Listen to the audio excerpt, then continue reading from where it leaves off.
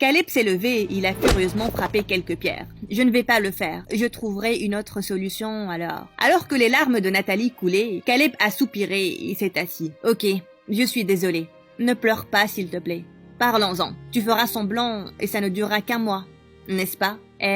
Tu es sûr qu'il te paiera beaucoup pour ça? Oui, je ne serai qu'une fausse copine. Je ne tomberai jamais amoureuse de cet idiot. Jamais. J'accepte.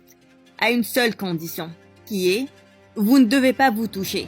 Nathalie était surprise par le degré de jalousie de Caleb. Il veut convaincre tout le monde qu'on sort vraiment ensemble. Peut-on faire ça si on ne peut même pas se tenir la main? Je viens de réaliser que j'étais stupide. Oublie ça. Ça ne voudra rien dire, Caleb. Et je te donnerai une partie du paiement pour couvrir les frais de traitement de ta mère. Nat, non. Tu es celle qui travaillera pour ça, pas moi. On s'est promis de nous protéger et de nous aider. Soutiens-moi pour ça, pour un mois. Et je gagnerai de l'argent pour ta mère. Je te soutiens, bien sûr. Tu es à moi, ok? Toujours. Le lendemain, Nathalie était nerveuse à l'idée de voir Duke. Il était déjà dans le café quand elle est arrivée. Tu as 7 minutes de retard. Maintenant, en premier ordre, tu dois être transférée à mon école. Quoi? C'est nécessaire pour un boulot d'1 mois? Oui, ne t'inquiète pas. Je pourrai facilement te retransférer. Ma famille a beaucoup de connaissances. Oh oui, ta famille dirige cet endroit. Comment puis-je oublier ça? Voici le contrat. Lis-le et signe en bas. Le contrat était court et simple. Sa validité était d'1 mois, mais il pouvait être prolongé si besoin. Et si elle le rompait, elle devrait payer la dette de Duke. Cet idiot a tiré un échec et mat. Mais je ne vais pas lui faciliter la chose. Il va souhaiter ne pas m'avoir en tant que copine.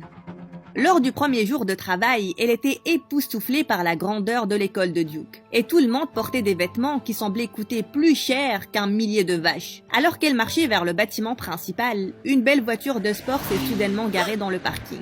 La mâchoire de Nathalie s'est décrochée quand le chauffeur est descendu. C'était Duke, et il était incroyable. Les filles ont commencé à l'entourer, mais à la surprise de tout le monde, Duke s'est avancé vers Nathalie, et il a mis son bras autour d'elle. « Te voilà! Tu as passé une bonne nuit ?» Non, parce que je n'ai pas arrêté de penser à toi. Tu peux arrêter d'être si adorable pour un instant? Ça me tue. Mec, qui c'est? C'est Nathalie, ma petite amie. Dans un coin, la sœur de Duke, Harper, était en rage. Parmi toutes les filles du monde, il l'a choisie, elle. J'ai vu cette paysanne débile quelquefois. Comment est-ce que Duke peut être si stupide? En marchant vers leur classe, Nathalie a soudainement tiré Duke vers un coin. Pourquoi tu m'as embrassé? Qu'est-ce que tu fais? Je rends les choses convaincantes. Tu as lu le contrat que tu as signé? Se tenir la main, s'embrasser sur le front et les joues, c'est permis. Nathalie n'a pas pris cette partie au sérieux. Elle voulait poser plus de questions, mais elle s'est souvenue des règles du contrat. Ne pas poser de questions personnelles. Plus tard ce jour-là, alors qu'elle mettait ses affaires dans son casier, Harper et ses amis ont surgi derrière elle. C'est juste moi ou est-ce que ça pue la boue ici? Ça sent certainement la bouse. Oh la fermière, je ne t'ai pas vue. Je suis sûre que tu m'as vu, Harper. Ne fais pas ton intelligente avec moi. Parce que tu es la copine de mon frère, ne veut pas dire que je dois être gentille avec toi. Mais tu pourrais peut-être être gentil avec moi, juste par pure décence humaine. Ou ça ne t'est pas familier? Nathalie a commencé à s'éloigner, mais Harper s'est énervé et lui a tiré les cheveux. Espèce de petite! Qu'est-ce qui se passe ici? Demande à ta stupide copine de bien se comporter. Pourquoi tu sors avec elle de toute façon? Tu as choisi la première fille que tu as vue à la ferme? Fais gaffe à tes mots, Harper. Et qu'est-ce qui cloche chez elle? Elle est littéralement parfaite. Tu aurais pu choisir n'importe qui. Elle ne nous ressemble pas du tout. Je préférais ne pas passer mon temps à écouter quelqu'un qui parle toute la journée des sacs et des 10 tons de roses. Nathalie est beaucoup plus intéressante. Waouh, c'est vraiment un bon acteur. Mais mon Dieu, je me fais humilier là. Je vais m'assurer que Duke regrette cette décision. Puis Duke a prévenu tout le monde d'être gentil avec Nathalie, y compris sa sœur et ses amis. Ils n'avaient aucun autre choix que d'obéir au roi de leur école. Le lendemain, Nathalie a préparé des pulls gênants de couple pour eux deux. Elle les lui a donnés durant l'entraînement de basket. « Joyeux 200e jour, mon bébé roi !» Tout le monde a éclaté de rire, et elle pensait que Duke allait être vraiment agacé. « Oh, je comprends maintenant. C'est parce que tu me vénères littéralement. J'aime ce pull, bébé. » Oui, ok. Donc, mettons-les maintenant. » Soudain, Duke a accidentellement trébuché. Il a renversé toute sa bouteille de jus sur les pulls. Oh non, dommage, ils sont devenus sales. Peut-être une prochaine fois. Mais j'apprécie le geste. Nathalie était énervée parce que son plan de l'embarrasser a complètement échoué. Elle devait peut-être essayer plus dur. Donc plus tard la même journée à la cantine, elle l'a juste intensément fixé. Il n'arrive pas à croire que je sors avec le mec le plus beau de l'univers. Regardez-moi ces cils. Ils ont une longueur et une courbe parfaite. Et ne me parlait même pas de ces beaux poils de narine. Nathalie n'en avait rien à faire qu'on pense qu'elle était une copine obsédée, tant qu'elle agaçait Duke. Duke est très introverti, donc des infos exclusives. Oh, il crie beaucoup, surtout quand il voit des créatures à 8 pattes. Quoi? Ne sois pas timide, Yuki, on a tous nos peurs, non? En fait, j'ai une collection d'araignées à la maison, tu vois. Désolée les gars, elle aime vraiment blaguer des fois. Ça arrive quand elle oublie de prendre ses médicaments. Vous voyez, pour ses problèmes de folie. Nathalie lui a frappé le pied sous la table. « Je suis juste folle de toi, bébé roi !» Mais elle est vraiment allée trop loin quelques jours plus tard. Quand Duke jouait à la pièce de l'école, il avait le rôle du prince. Alors qu'il était sur le point d'embrasser sa princesse, Nathalie a crié dans le public. « Mon bébé roi, s'il te plaît, n'embrasse pas la sorcière. Tes lèvres n'appartiennent qu'à moi. » Tout le monde l'a fixé choqué, y compris Duke. Il a essayé de reprendre son rôle, mais il a oublié ses répliques, et il s'est affiché. Puis il s'est tourné pour partir, et il a trébuché sur quelque chose qui a fait tomber tout le décor sur la princesse. Oups! Et juste après, Duke s'est avancé vers elle en colère. « Qu'est-ce que tu penses faire? Qui t'a demandé de te comporter comme une copine cinglée? Tu m'as juste embarrassé devant tout le monde. On travaille sur cette pièce depuis des mois, et tu l'as gâchée. Qu'est-ce qui cloche chez toi? Ok, je suis désolée. Je ne pensais pas avoir tellement d'effet sur toi que tu allais oublier tes répliques. J'essayais juste d'être convaincante. Ne joue pas à ces stupides jeux avec moi, Nathalie. Je sais ce que tu essaies de faire, et ça ne va pas marcher. Tu as accepté d'être ma copine, et à moins que tu n'aies soudainement 50 000 $, tu vas te comporter en copine normale. Sinon, tu iras en prison. Je n'aurai pas pitié de tes pauvres fesses quand elles pourriront en prison. Tu as intérêt à bien te comporter. Je ne veux pas que les gens pensent que je sors avec une folle obsédée. Bien, j'ai compris. Tu peux me lâcher le bras maintenant? Il l'a fait et elle l'a poussé en partant.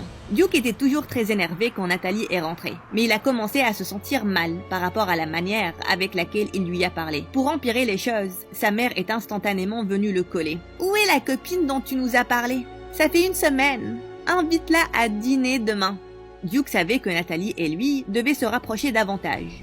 Sinon sa mère serait capable de voir rapidement que c'était faux. Il a convaincu sa mère de lui donner une autre semaine. Et il a parlé à Nathalie le lendemain. « Je suis désolée pour la manière avec laquelle je t'ai parlé. J'étais juste déçue par rapport à la pièce. Et j'ai certaines choses en tête. Mais ce n'est pas une bonne excuse pour mon comportement. Je suis désolée. Oui, ok. Ne me reparle plus comme ça. Et on est bon. Je ne le ferai plus. On doit se voir après les cours aujourd'hui, pour que tu apprennes à mieux me connaître, moi et ma vie. Ma mère veut te rencontrer bientôt, et elle peut te demander n'importe quoi. » Au fil des 3 jours qui ont suivi, Nathalie a mémorisé l'emploi du temps de Duke. Il avait des cours de théâtre après les cours. Et durant les week-ends, il gérait un orphelinat en ville. Un jour qu'il l'a déposé chez elle, Nathalie s'est retrouvée à lui parler normalement. « Duke, tu veux devenir un acteur professionnel? Je pensais que tu allais reprendre l'entreprise familiale. Oui, le théâtre est mon rêve. J'aimerais pouvoir faire ça librement, mais maman veut que je construise des murs sur des terres agricoles. Et je ne veux vraiment pas faire ça. J'aimerais être capable d'aider les fermiers à devenir plus productifs et ne pas prendre leurs terres et les laisser sans emploi. » Plus Nathalie passait du temps avec Duke, plus elle réalisait qu'il avait un cœur en or. Elle s'est sentie mal pour l'avoir jugé et avoir rendu les choses difficiles pour lui. Depuis, elle est devenue naturellement plus à l'aise avec lui. Il jouait tellement bien et des fois, elle oubliait que ce n'était pas réel. À l'école, il lui tenait la main, lui embrassait le front et la regardait avec amour. Caleb n'a jamais ouvertement montré son affection. Ça lui donnait une sensation bizarre au ventre. Un jour, il l'a même emmené à son endroit secret, une maison abandonnée qu'il planifiait de rénover et de donner à l'un de leurs fermiers après sa retraite. Ses sentiments étranges commençaient à la déranger. « Non, je suis juste étonnée par ses bonnes qualités, mais ses pensées ne veulent rien dire. » Après avoir dîné au restaurant, Duke l'a ramenée chez elle et elle est descendue de sa voiture. Elle a soudainement trébuché, mais il l'a rattrapée à temps. Le monde de Nathalie s'est arrêté quand elle a réalisé combien leurs visages étaient proches et son cœur battait la chamade. Elle s'est réveillée et l'a immédiatement poussé. « Désolée pour ça, je peux être maladroite des fois. »« Des fois seulement ? Excuse-moi, j'ai dit que tu étais mignonne. Tu viens de t'en rendre compte ?» Duke a ri d'elle et il a commencé à marcher vers sa voiture. À plus tard, bébé. Nathalie a soudainement oublié comment parler. C'est là que Caleb est soudainement apparu de l'ombre. C'était quoi ça, Nat? Mon Dieu, tu m'as fait peur. Qu'est-ce que c'était quoi? Je t'ai vu avec Duke. Tu as oublié que ce n'était que de la comédie? C'est de la comédie. Ça ne me semblait pas faux. C'est l'objectif. Je suis payée pour que ce soit crédible. Tu t'en souviens? Nathalie s'est approchée de Caleb. Allez, Caleb, tu sais ce que je ressens pour toi. Je t'aime. Et qu'est-ce que tu ressens pour lui? Je peux pousser ses fesses de privilégié dans la bouse de vache. Ils ont tous les deux ri, mais Nathalie était toujours inquiète parce que Caleb n'a pas arrêté de la regarder suspicieusement. Plus tard ce jour-là, Caleb est allé parler à son beau-père. Quelque chose te tracasse, fiston? J'ai peur, papa. Nat dit qu'elle déteste Duke, mais je peux voir qu'elle l'aime bien. Assez pour pouvoir être proche de lui, même quand il n'y a personne autour. Eh bien, ils font semblant de s'aimer assez pour être convaincants. Ce n'est qu'une comédie.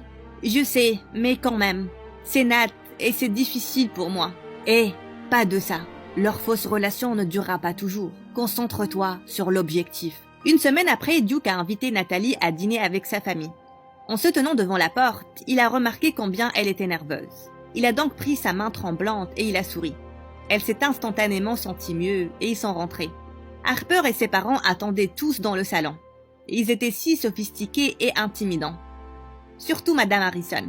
C'est un plaisir de finalement te rencontrer, ma chérie. Tu es encore plus belle que Duke ne t'a décrite. J'ai entendu dire que ta mère vend des tubercules au marché et a travaillé dans l'un de nos ranchs. Oui, monsieur. Oh mon Dieu, je suis tellement navrée pour nous. Avoir une invitée si bas de gamme. Harper, comporte-toi bien s'il te plaît. Peu importe. Durant le dîner, Madame Harrison n'a pas arrêté de poser des questions sur leur histoire d'amour. Et heureusement, leurs réponses s'accordaient. Les Harrison étaient gentils, sauf Harper qui n'a pas arrêté de lui lancer des regards assassins. Après le dîner, Madame Harrison s'est avancée vers Nathalie et l'a emmenée à la cuisine. « Je veux te donner quelque chose, ma chère. »« Bien sûr, madame. » Quand elles sont arrivées, Nathalie était surprise de voir un couteau et un tas d'oignons sur le comptoir. Et puis soudain, Madame Harrison a commencé à les couper, juste devant elle. On dit que les oignons apportent la fortune et la beauté infinie. C'est mon cadeau pour toi, étant ma future belle-fille. Prends-les, s'il te plaît. Nathalie a commencé à pleurer, en prenant les oignons coupés en main. Tu pleures? Tu es si belle avec les larmes aux yeux. Non, c'est uniquement à cause des oignons. C'est normal d'être émotionnelle, ma chérie. Laisse tout sortir. Le comportement bizarre de Madame Harrison faisait peur à Nathalie. Elle s'est excusée. Elle est revenue au salon où Duke et son père étaient en train de parler. Elle leur a dit qu'elle devait partir et Duke a proposé de la ramener. Madame Harrison et Harper les ont regardés du balcon. Je ne sais pas si tu t'en rappelles, mais je pense que c'est la petite fille qui a gâché ton anniversaire, maman. Je me souviens d'elle, et ça me donne une autre raison de me débarrasser d'elle. Tu as réussi à lui faire peur? Oh, ma chérie, pourquoi tu penses qu'elle est partie si tôt? Je ne fais que commencer. Le lendemain, Nathalie est allée au gradin, s'attendant à trouver Duke là-bas. Mais il ne l'était pas. Il lui a demandé de le retrouver là-bas pour qu'ils puissent discuter de la prochaine étape après avoir rencontré sa famille. Elle est allée le chercher quand elle a entendu une voix familière derrière l'un des bâtiments. Elle s'est silencieusement rapprochée et elle a jeté un coup d'œil. C'était Duke et Caleb qui parlaient. « On a un problème. Tu te rapproches trop de Nathalie. » « Eh bien, c'est ma copine. »« Fausse copine. Souviens-toi que ce n'est pas réel. » C'est quoi ton problème de toute façon? Tu m'as dit que ce n'était qu'une amie. Elle t'intéresse? Pas du tout, mais elle compte pour moi. Et je ne veux pas qu'elle se mette avec quelqu'un comme toi. Ok, dans ce cas, tu peux arrêter de te prendre pour son père inquiet. Je n'ai pas l'intention de me mettre avec elle. Bien, parce que ça ne fait pas partie du plan. Et me raconter des trucs débiles ne l'est pas non plus, mec. Ce n'était pas facile de planifier cette histoire de statue et de m'assurer que Nat soit là, au parfait moment, pour qu'elle se fasse blâmer. Tu me dois ça, ne l'oublie pas. Je te paierai le montant exact après ça. Comme promis. Mais je n'ai pas demandé ton opinion sur comment gérer mon plan. Donc arrête avec cette attitude. Duke est parti en furie, et Caleb aussi, pendant que Nathalie se tenait là, sous le choc. Quoi? Ils m'ont piégé? Caleb a aidé à me piéger pour un deal avec Duke?